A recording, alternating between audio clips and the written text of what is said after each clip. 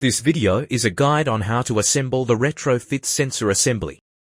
The closed ball valve has a very limited clearance, therefore, make sure that the sensor holder rod is tightened by the compression fitting at the correct length, prior to assembly. Then screw the immersion rod with the sensor onto the ball valve.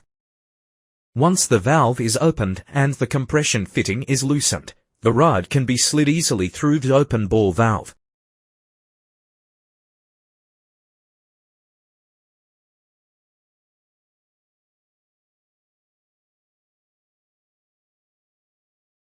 To give you a better understanding of how this works, we can use this metal line as a process line and connect the assembly to it.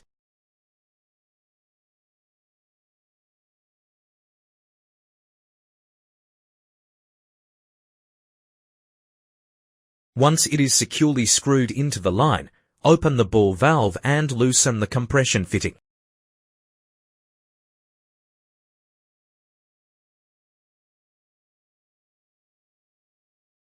Then slide the rod to appropriate length, so that the tip of the sensor is immersed in the process liquid before and tighten the compression fitting to fix the sensor at that position.